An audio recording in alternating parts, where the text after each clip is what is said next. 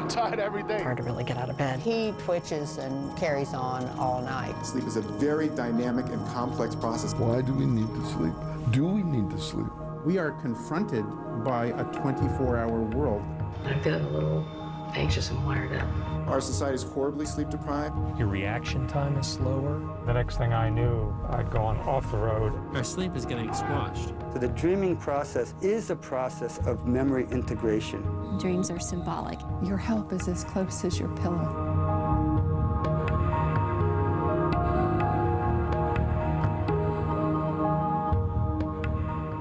Each and every night, most of us undergo a profound change. We leave the waking world and we go to sleep. Hello, I'm Dr. Sanjay Gupta. Over the next hour, we're going to look at what's keeping us up and how to get a better night's sleep. We'll also look at the dangers of fatigue. We begin in the middle of the night and one woman's failed attempt to try and sleep. It's 4 a.m. Jolie Feinberg wakes up and can't get back to sleep. I'm very tired. But woke up. We've all been there, insomnia. But for some, like Jolie, it happens all the time.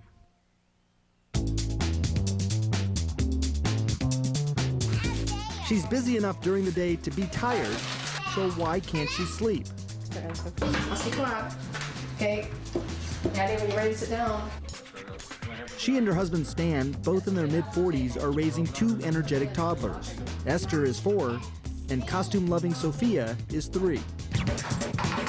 Jolie cooks, cleans, and shops. Let's get some good hot cereal. How about... Because we don't like bad ones. No, we don't like bad ones, that's for sure. Has clothes laid out a week in advance and dinner on the table every night by 5:30. Would you call it stressful? Yeah, I mean, it's very busy. There's a lot going on. Jolie also works at Children's Healthcare of Atlanta, where she heads up a program that fits implants on children with severe hearing impairments. Ball, jump ball. And we're gonna go listen and raise your hand after you listen. We're gonna do that. So I leave the office, and sometimes I leave things undone. And I will often wake up in the middle of the night and realize, oh, I didn't do that. Oh my gosh, I forgot to call them back. Oh no. Jolie is usually in bed by 10:30 and asleep around 11. But she doesn't stay asleep, and that's the problem. We asked Jolie to videotape those moments when she wakes up and can't get back to sleep. It's Sunday night, and it's about 1:30. I've actually been up for about an hour or so. I didn't realize so much time had gone by. But I'm feeling a little anxious and wired up. It's still Sunday night. It's now about 4 a.m. I think I was back here at about 1:30. I've just been dozing on and off for about the last 3 hours. Jolie is among an estimated 50 to 70 million Americans who have trouble sleeping.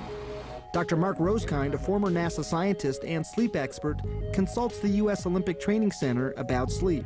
On average, most adults need about 8 hours, and the estimates are that most of us are getting probably an hour and a half less than we need. Researchers still don't know precisely why we need sleep, but they do know lack of sleep has serious consequences, both physical and mental. We are talking about your reaction time, decision-making, coordination, memory, learning. Everything we do is going to be degraded or even impaired. So what is sleep? Dr. William Dement at Stanford University, considered the father of sleep medicine, says sleep is a state when the mind loses consciousness. It's just a perceptual shutdown. And even if your eyelids are taped open, at the moment of sleep, you become blind. Most people think your head hits a pillow and it's all quiet. It's not at all. Sleep is a very dynamic and complex process that goes on every single night. Every 90 minutes, we cycle through 5 different stages. One stage, called REM, or rapid eye movement sleep, is when we do most of our dreaming and our bodies are actually paralyzed. That's why we don't act out our dreams. This man does. He has a sleep disorder called REM behavior disorder. He's not paralyzed during REM and can harm himself and others acting out his dreams. I'll have more on this and other disorders a little later. Other stages of sleep are non-REM, including deep sleep. The body is not paralyzed, but movement is minimal. Non-REM is critical, especially the deep sleep. because it's most responsible for memory consolidation as well as our physical restoration during the night. So if you're physically active, deep, non-REM sleep is crucial for performing at your peak. But REM sleep is critical too, because that's the time when most of the memory and learning is being consolidated, and it's when we dream, which is a very important part of our emotional life. Here's one way to tell if you're sleep deprived. 2 or 3 hours after you wake up, sit in a comfortable chair in a dark room for 10 minutes. Just sit, no distractions. If you fall asleep, it's a sure sign you need more sleep. Sometimes when I first wake up in the morning, it's hard to really get out of bed, to think like, ugh. Jolie is feeling those signs. I'm tired a lot. I definitely am, and I think it's more that I can't always keep track of things. My memory is probably not as good as it should be. This room right here. To help her, we arranged for Jolie to undergo a sleep assessment with psychologist Russell Rosenberg. Have you ever talked to your family physician? He has her wear a special watch called an actigraph to record her movements during sleep. And this shows where you had periods of wakefulness, where you were awake in the middle of the night. It will help detect if she has a sleep disorder, like restless leg syndrome, a condition that affects as many as 12 million Americans, keeping them awake and twitching with shooting pains up and down their legs and arms. Today, there are medications to help.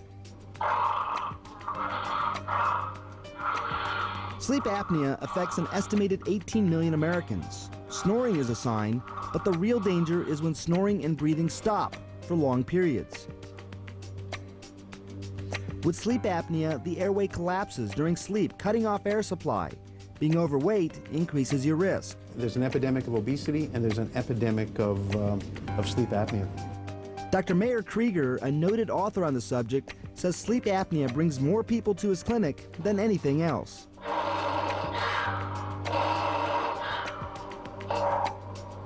Today, there are devices called CPAP machines that open airways and pump in oxygen. And she's sleeping literally there like a baby. Increasingly, Americans are turning to prescription drugs to help them sleep. More than 8 million people are taking prescription sleeping pills. And it's not just adults taking sleep meds. Prescriptions for children aged 10 to 19 are up 85% since 2000. Annual sales of sleep drugs now top $2 billion in the United States. Even so, drugs are not the most common sleep aid. More people in the U.S. use alcohol to help them sleep than use sleeping pills. And alcohol is a lousy sleep aid. You may initially doze off quicker after alcohol, but 3 or 4 hours later, you're awake, you're wired, and you may not be able to fall asleep again. Few things can disrupt sleep like working the night shift. Being awake at night and asleep during the day throws our internal body clocks, known as our circadian rhythms, out of whack. Sunlight signals our bodies when to be awake. But even deprived of any natural light, we will still feel a surge of fatigue in the middle of the night. And to a lesser extent, in the middle of the afternoon. Our body clocks can only adjust an hour a day to different time zones. That's why we experience jet lag. It's not jet lag, but a racing mind that Jolie says is keeping her up at night. Since I've had children, I've really set a limit on the amount of overtime I will do. So I leave the office, and sometimes I leave things undone, and sometimes that will wake me up and get me, going, thinking about a list of all the stuff that I didn't get done for the day. So I have a couple of techniques that might help you with that. Later in the show, we'll hear what Rosenberg and others recommend to help patients cope with insomnia. Not at all. Sleep is... We live in a world where day and night no longer matter. We can work, play, eat, pretty much do anything we want around the clock. What we don't do enough of is sleep. I would say that I average about 6 hours of sleep. About 4 to 6 hours, maybe. Probably get 4 or 5 hours. 4 or 5 hours. I'm tired every day. Every night I'm tired. As a society, we are chronically sleep deprived, researchers say. Most of us need 7.5 to 8 hours of sleep, but we're only getting an average of about 6.5 during the week, a little more on weekends. This shortfall doesn't go away. In fact, it builds. Researchers call this our sleep debt. day after day, living on reduced amounts of sleep, you become more and more impaired, more dependent on caffeine, have more difficulty concentrating, at greater risk for falling asleep, more difficulty remembering, but you think you're doing fine. The facility is set up to control those factors that typically influence sleep-wake behavior. David Dingus runs the sleep and chronobiology lab at the University of Pennsylvania. Sensors. His lab deprives healthy people of sleep to see how they do. The baby cried and upset her Mother. George could not believe his son stole a Quarter. Blue, red, green. Stay up for 24 hours, like this test subject, and you're likely to perform as well as someone who's had a couple of drinks. Here's something else. Experiments show for the vast majority of people, sleeping 6 hours a night for a week will result in mental lapses and sleepiness, as severe as if you'd stayed up all night long. Long-term, lack of sleep can have serious consequences on our health. The less you sleep, the more likely you are to die of all causes, or to have a heart attack or a stroke, or to have diabetes, or to have weight gain. My name is Tom Callaghy. I'm a professor of political science at the University of Pennsylvania. You don't have to wait years for fatigue to take a tragic toll. It can happen in the blink of an eye. My wife and I were coming back from a dog agility show in Virginia, and we actually left in the middle of Sunday afternoon, and it was a gray, sort of overcast day. It had been drizzly, that I was getting sleepy. I turned on the radio, opened the window a little bit, I moved around, and I actually had my hand partway across the seat to wake her up. And the next thing I knew, I'd gone off the road and into the trees. Tom Callaghy's wife, Janie, died in that crash. Callaghy talks about the accident to warn others about the dangers of drowsy driving. My kids had a mother one day and something out the next. I mean, Kathleen said, my daughter said that Mom went away for the weekend, just never came home. In a first-of-its-kind study, the Virginia Tech Transportation Institute wired up 100 cars for a year to capture driver behavior. The cars got into 82 accidents during that time, and researchers say fatigue contributed to 10 of them. Here, we see a driver in the study nodding off for a moment and almost running off the road. According to federal estimates, drowsy driving causes 100,000 crashes a year in the United States, resulting in 1,500 deaths and 71,000 injuries. Dr. Charles Seisler is chief of the Division of Sleep Medicine at the Brigham and Women's Hospital in Boston. Every second in this country, somebody is nodding off or falling asleep at the wheel. And every 2 minutes, that's 30 times an hour, there is a fall asleep crash on our nation's highways associated with people who haven't gotten enough sleep at night. If you are nodding off, experts agree. Pull over immediately. If possible, find a place to stay. If not, drink a cup of coffee and take a half-hour nap. When you wake up, the caffeine will have taken effect. Still, give yourself another half hour before you start driving again. The latest research shows the grogginess right after you wake up can also be dangerous. Fatigue can have catastrophic results in many areas, not just driving. Engines beginning throttling down now. The commission investigating the 1986 Space Shuttle Challenger disaster said overworked and sleep-deprived managers at Kennedy Space Center ignored known risks and allowed the launch to take place. Challenger, go at throttle up. When the Exxon Valdez ran aground in 1989, the third mate was at the helm. He had slept only 6 hours in the previous 48. According to the National Transportation Safety Board, fatigue contributed to this 1999 American Airlines crash in Little Rock, Arkansas. The captain had been on duty more than 13 hours when he tried to land in a thunderstorm shortly before midnight. He and 10 passengers died. 134 passengers were injured.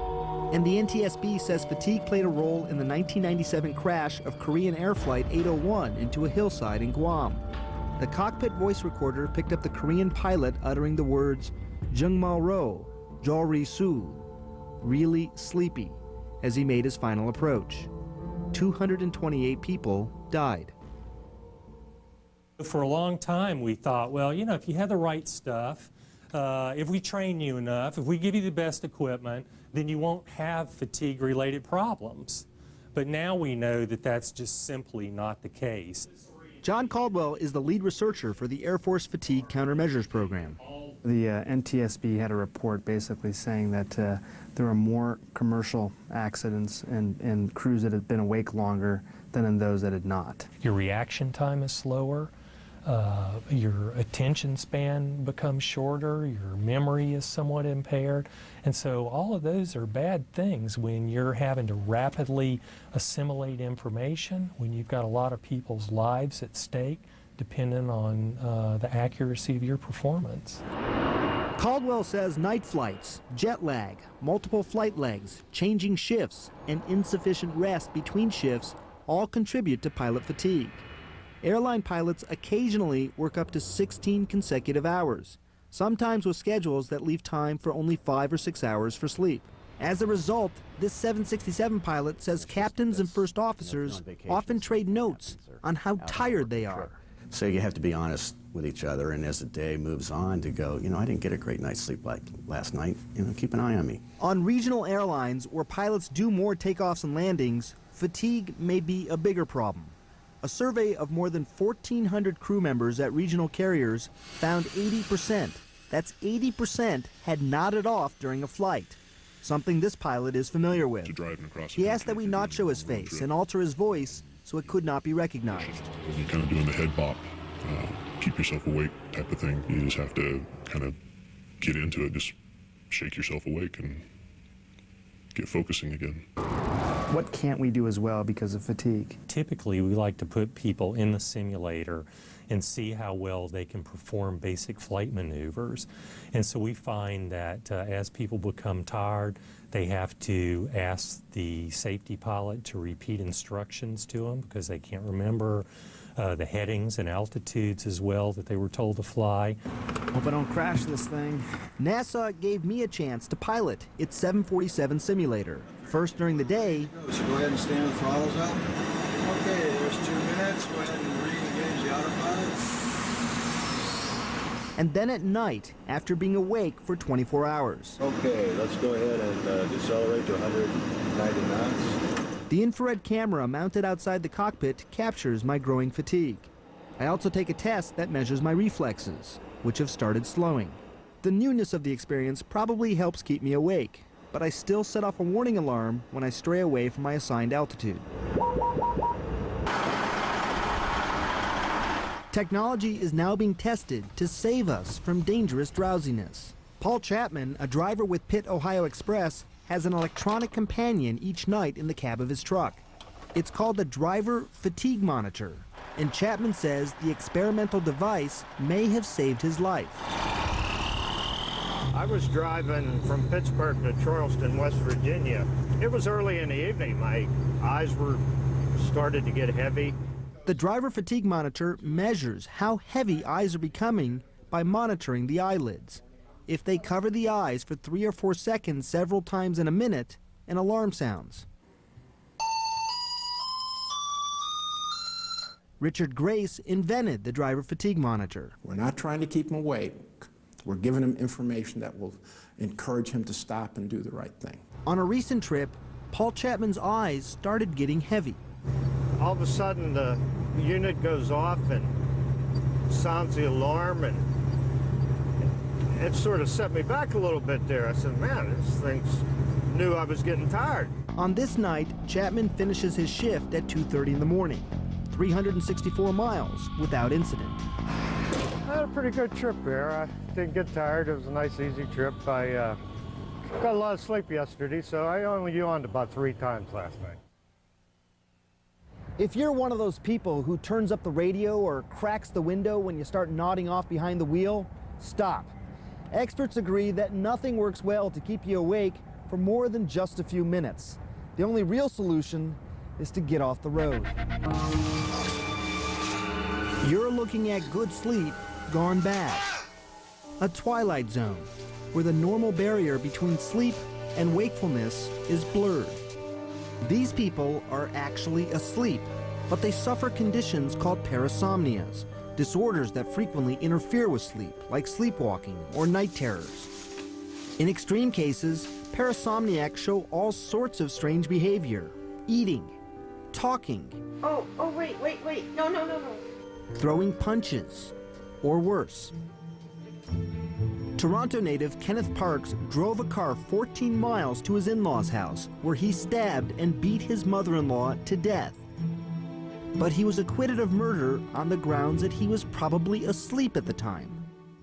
We're at the Minnesota Regional Sleep Disorder Center. Dr. Carlos Schenk helped discover one of the most bizarre and dangerous sleep conditions, REM behavior disorder, or RBD. Men with REM behavior disorder usually either stay in bed and become violent or charge out of bed, run into the furniture or the wall, and then awaken, whereas sleepwalkers actually leave their room, leave their home, and may even drive a car. The REM cycle is when we do our most active dreaming. In healthy REM sleep, the body is paralyzed even as the mind races. But with RBD, the safeguard of paralysis is gone, and patients act out their often violent dreams. Oh, kicking, fighting, cussing, whatever. Cal Pope was one of Dr. Schenk's first patients more than 15 years ago. By the time we caught up with them, he and his wife Rowena were getting ready to celebrate their 60th wedding anniversary. Oh, they said it would never last. They came to the clinic after suffering 9 years of Cal's violent nightmares. Rowena says she'll never forget the first one. He was dreaming that he was trying to kick a neighbor out of the bed, and what he was doing was kicking me just with all of his power. He was just pummeling me with his feet and literally kicked me out of bed. In the sleep center, patients go to bed wired with more than 20 electrodes. The machinery of sleep and dreams plays out as technicians watch from a separate room. Now we can enter our mission control. Watching the patients, it's hard to believe they're really unconscious. But Schenk says sleep is impossible to fake. And that indicates the deepest stage of sleep. This is the sleep chart of another patient with RBD during a REM cycle, probably during a dream. The top two lines track the normal rapid eye movements. The black line here is a sensor on a chin muscle. That's a good marker, since in healthy people it would be totally paralyzed. The line would be straight. On this chart, it does something else entirely. That indicates a parasomnia. Cal's was quite severe, as severe almost as the most severe case that we had seen. You want to fill some water to make coffee? And yet Cal Pope's case was in some ways typical, in that the patient wasn't really aware of what was happening. Maybe once a week, but it wouldn't be that bad. Well, this happened every time he went to sleep, and more than once a night. Desperate, the loving couple was forced into separate beds. It was a lonely thing to do. It's like a death. It's like a separation. Fortunately, it turned out, there is a very effective treatment. The National Sleep Foundation says a drug called clonazepam stifles symptoms in 9 of 10 patients, if taken in the proper dosage every night. Cal Pope showed us a hole he kicked in the wall on a night when he missed a single dose. 90% of patients are men, mostly older men. No one knows exactly what causes RBD, but Schenk has found one major clue, a disturbing discovery, that a majority of patients develop Parkinson's disease within 10 or 15 years. It may be that RBD is caused by the disintegration of neurons controlling movement, the same disintegration that's responsible for Parkinson's. Pamela. Pope is lucky. It's been 27 years since his first escapade, as he calls it, and he shows no signs of Parkinson's. He can enjoy his 7 children, 16 grandchildren, and 14 great-grandkids, and at age 81, he can finally get a good night's sleep. When we sleep, our bodies may be still, but our minds are very active. We dream off and on through the night. Our dreams are filled with images, with stories, sometimes even full-length features. Where do they come from? And what, if anything, do they mean? What's in a dream? A memory? A movie? A solution? A picture? We all dream. We just don't all remember. and some of us can't forget. I began to have these dreams that were really super vivid, long, and sort of epic. And so I decided to draw them completely out of self-defense, so that I wouldn't just have a kind of big mental meltdown living in my own private theater. And I hung up the phone. Like many creative people, performance artist Laurie Anderson began using her dreams as material, recently holding an exhibition at a New York City gallery of her nocturnal imagery. From her drawings came a short film featuring a corpse, a fox, her brother with the camera, and herself observing. If I had to really say what my dreams were about, I would say I'm thinking about those things that are going through my mind during the day in a slightly different way, looking at them in a different way, and sometimes obsessing or sometimes attaching them to emotions that I didn't realize I had. Anderson is among renowned artists and scientists like Salvador Dali, Paul McCartney, August Kekulé, whose dream-based works have produced famous paintings, hit songs, and molecular discoveries. So what is going on as we dream? Sigmund Freud interpreted dreams as wish fulfillment. But by the late 1970s, modern science had tossed Freud's theories aside. So the dreaming process is a process of memory integration, where different memories are brought together, and how well they fit or don't fit is examined by the brain. Bob Stickold is a biochemist and a dream researcher at Harvard's Beth Israel Deaconess Medical Center. Dreams, he says, are efforts to fit memories together, and while they may be influenced by personality, he believes they're generated randomly in the brainstem. This activation comes up, and it produces an activation that's sort of diffuse. So it doesn't produce an image of your mother, it doesn't produce an image of a baseball game. It's more like it produces a flicker in your peripheral vision. But neuropsychoanalyst and dream researcher Mark Solms believes differently. I think that we owe Freud something of a scientific apology. It's not something that's just like a whole lot of, it's like a drunkard at a piano keyboard, sort of randomly banging on the keys, and then all this random sort of noise occurs. Solms says the latest evidence suggests dreams and motivation are linked, a lot like Freud's belief a century ago. The brain mechanisms that produce dreams are highly connected with motivated action. The mechanisms that get us up and get us going, get us doing things, that drive us to communicate, to interact, to live interactively in our world, are the same mechanisms that generate our dreams. Since the 1950s, researchers believe sleep and dreams began in the same place, in the back of the brain.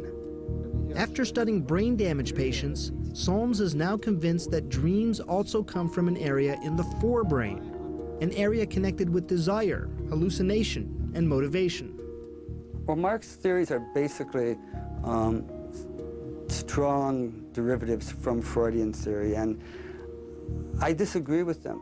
The two researchers do agree that if you wake someone up during the REM stage of sleep, you're likely to get a vivid dream report. But about 25% of our dreams occur in non-REM sleep, just after you drift off. And it's in this hypnagogic stage of sleep where Stickold's current study is attempting to determine how the brain forms dreams. Start the clock. With the help of a video game. I spend 3 45-minute sessions on this virtual alpine skier, navigating through winding courses and obstacles. I think I'm done. That night, they wire me up with electrodes around my head, including a specially wired bandana to measure my brain waves during various stages of sleep. Each time I doze off into the first stages of sleep, a computer wakes me up and asks me to give dream reports. Please report now. I was thinking about some tunnels, and they were sort of dimly lit, and I was going through them. And then there was some fields that looked like wheat, and I was sort of flying over the fields. Eventually, I'm allowed to sleep without interruption, and in the morning, we go over the results. And then there was some fields that looked like wheat, and I was sort of flying over the fields, and they looked like they had been cut into certain patterns. That's about it. So here's one of those places where you see all the problems of dreams, because I can turn to you and say, Sanjay, wheat fields? What we didn't see with you, that we often see with people who've been playing the games, is we'll get that same sort of repetition, but they'll be actually describing the game. In fact, Stickgold says 85% of the study subjects report at least once that they were skiing. The whole point of this research is to help us figure out what the brain uses as its rules for constructing dreams. But while the rules are still being studied, the interpretation of dreams is still entirely up to you. For me, it's fun to take something very literally, like, well, are you influenced by your dreams? Yes. Well, what are your dreams? And then really try to say what they are. When sleep continues, dream interpretation. Everything in your dream, no matter how bizarre, how strange, or even how disturbing the object or the character is in your dream, it's placed there for a reason. Well, it's still Sunday night. It's now about 4 a.m. And later, can a few simple changes in her routine help a stressed out mom sleep better?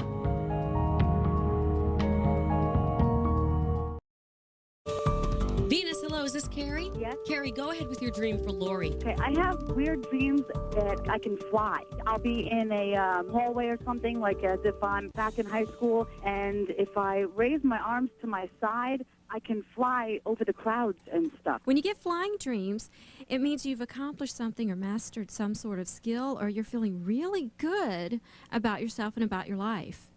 This dream is reassuring you, kind of patting you on the back and letting you know you've got the ability to rise above, to reach those high goals you've set for yourself. Wow, that's cool. Professional dream analyst Lori Lowenberg is in high demand these days, making appearances on radio and television programs across the country. I have repetitive dreams about plane crashes. I've had these dreams for many years. What do they mean? This comes from Celine here in Nashville. Plane crash dreams almost always are going to point to your career, because like a plane, you want your career to take off, soar to new heights, keep you on the up and up. Lowenberg has hit a nerve in the American psyche by giving meaning to our nocturnal illusions. Everything in your dream, no matter how bizarre, how strange, or even how disturbing the object or the character is in your dream, it's placed there for a reason. It's there to tell you something about your life and about your behavior right now. Tell us something, but what? How do we explain certain dreams? Like one about death. Many people dream of their own death, of a family member's death, and it's not showing you the future. Death is symbolic. Dreams are symbolic, and so death in a dream is all about the end of something within you or the end of something in your life. Lowenberg has lots of company in the dream interpretation business. There are literally dozens of books that attempt to decipher our dreams, but they don't always agree. For instance, one book claims that teeth falling out signifies a loss of power. Another claims it's a sign of gossip. A third, about failure. This is why you can only call dream analysis interpretation, because there are variations in everybody. But there are what we call archetypes that pretty much fit the bill for most everybody across the board. When the dream tempo was in full. Author and psychologist Patricia Garfield has spent most of her career studying dreamers and dream cultures around the globe. She says that people who may be worlds apart in their waking life share a common culture while sleeping. It's both universal and particular, in the sense that everyone has dreams about being chased, for instance. It is the most common negative dream theme around the world of any age, bar none. Little kids dream more often about wild animals after them. Adults dream more often about wild people after them. Garfield says it's the particulars that vary from culture to culture. I did a study of children in India, and there were, in their dreams, many vultures were attacking the dreamer, compared to American kids who had more superheroes and no vultures at all. But if they had seen the movie Jaws, there were many shark dreams. With work, she believes you can confront your fears in your dreams. You can actually prepare yourself for dreaming by saying, look, the next time that so-and-so is after me in a dream, I'm not going to run. I'm not going to hide. I'm going to turn around and face it. Garfield has kept a personal dream journal for more than 50 years. It's taught me incredible amounts about myself. It's sort of like having 2 or 3 encyclopedia sets on you. You can begin to cope with your fears and work on your hopes right now. Your help is as close as your pillow. Mommy, will you help me? Jolie Feinberg, a working mother of 2, has insomnia. That's okay. Between her children, the work, the shopping, and preparing meals, she finds time to exercise, even dance. All this, and still, Jolie can't get a good night's sleep. She kept a video sleep diary for us. It's Sunday night, and it's about 1:30. Feeling a little anxious, and I'm not sure why. I'm gonna try to settle down a little bit, maybe write a few things down and see if I can't get back to sleep. Write down worries and concerns on note cards before going to bed. That's one of the recommendations Jolie received during a sleep assessment with psychologist Russell Rosenberg.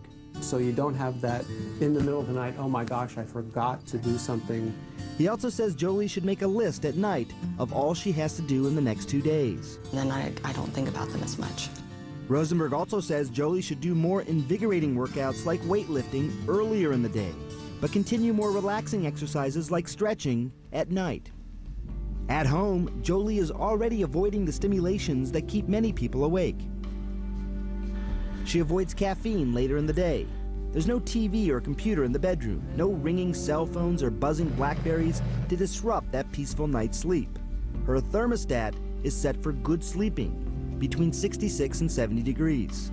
Rosenberg adds another twist. When you wake up in the middle of the night and can't get back to sleep, don't stay in bed worrying. Get up until you feel sleepy, then go back to bed. I've done that a couple times, but it's been tough. Get a good CD that you like to listen to music or a book on tape. The idea, to make the bed a place for sleep. And that's something the U.S. Olympic Training Center embraced when it took part in a promotion to renovate athletes' rooms.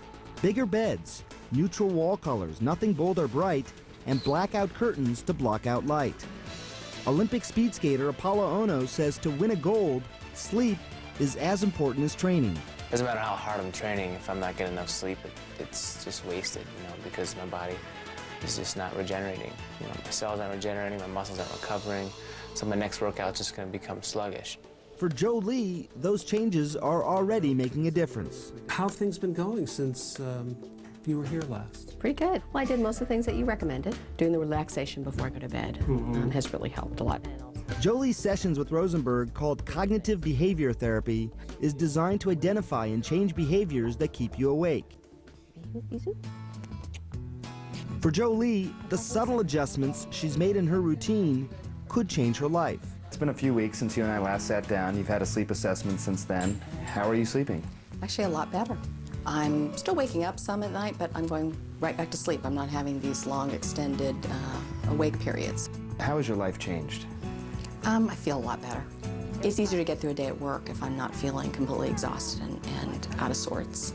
I think it's easier to be around my kids when I'm not coming home from work and feeling like I, need to go lay down or something. It's incredible. Can you put more hours in a day for me, please? You think you can do that next?